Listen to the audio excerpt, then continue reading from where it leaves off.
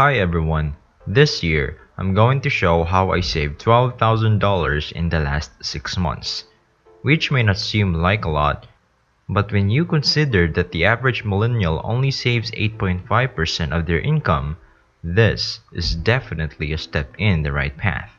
So, stick around as I share some of my best money saving tips and tricks with you. Now is as a good time as any to begin started before we even begin to save money. There are three things that we need to do in order to get a sense of where we want to be in the long term. Hey, let's talk my money saving challenge, financial security.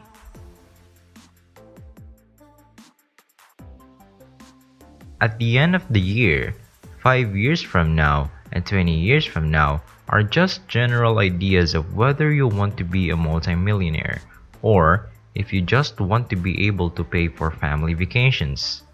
So, decide where you want to stand. As a Google Drive, I have a free budget template you may use, or you can make your own following the explanation in the post. Whether you use a spreadsheet or a pen and paper method, it's important to keep track of where your money goes and where it comes from.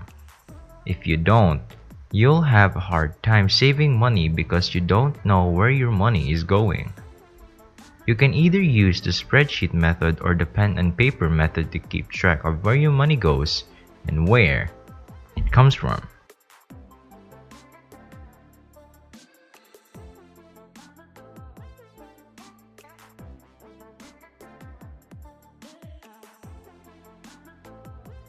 The next stage is to narrow down your objectives even more. Your long-term objectives are clear, but you also want to set some short-term objectives like saving $500 per month for as little as $100 per month or whatever much you can afford. $1,000 per month, $10,000 per month, depending on your income. That's totally okay, and I understand. In addition to any other suggestions, the one that worked best for me was setting up automatic withdrawals with my bank, which is a simple but effective strategy. As a result, now I have money flowing into one primary account, but this account is more of a shell account since my income comes in after this money arrives. The other 70% of your budget should be used to cover the cost of living, including rent, food, healthcare, and other necessities. An individual retirement account, or IRA, is a type of savings account that allows you to put whatever amount of money you'd like into it, and then you're left with a percentage of that money that you can use to live off today.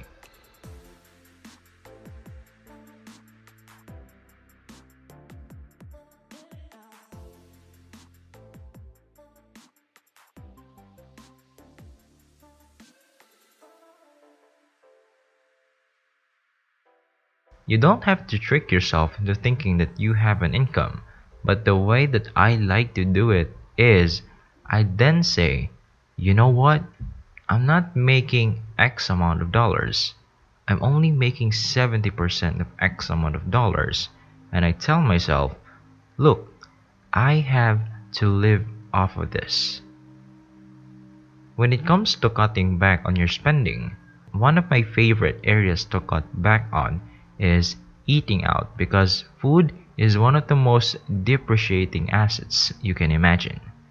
And if you spend $20 on one meal, you eat the meal and there's nothing left on your plate and there's no value left over. So cutting back on food costs can be really effective in other ways. I'm a big fan of cutting down on food without denying oneself of essential nutrients. And that's a big part of my philosophy.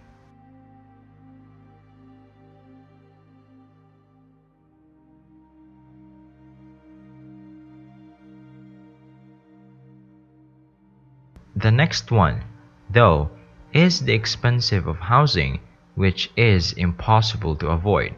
The best way to cut the cost of your apartment or house in half is to get a roommate or consider renting out a room in your home through Airbnb, which will literally cut the cost of living for yourself in half. However, if you're not interested in getting a roommate or already have a roommate, there are ways to actually cut the cost of your apartment or house in half. As a result, I'll provide a link to the article below.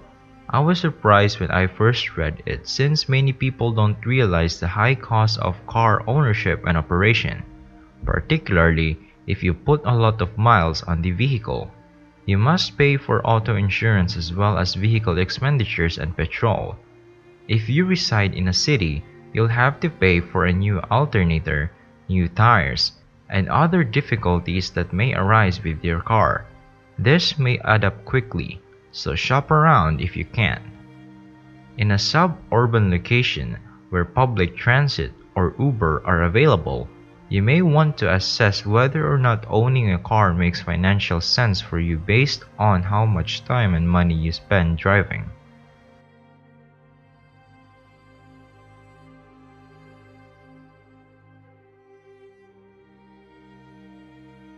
For those who live in remote locations like myself and can't live without a car since it's a money hole, I strongly recommend it. I tried it for a time, but if you can cut down on those two things, you'll save a lot of money. There are two more essentials here, like clothes, that are simple to cut back on.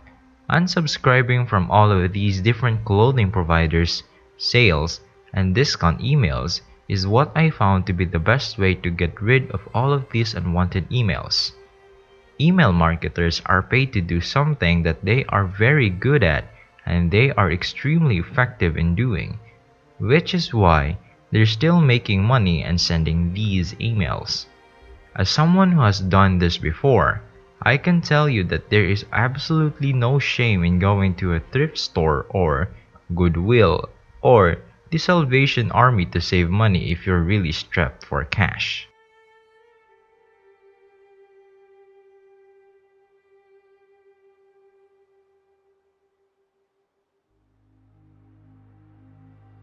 I think it's a great way to help the environment because I believe that people are wasteful and throw things away that could have been used. People spend a lot of money on medical bills because they have health problems caused by not eating healthfully, ingesting harmful foods, and not exercising or working out. This may not be obvious to you right now, but trust us when we say it will save you money in the long run.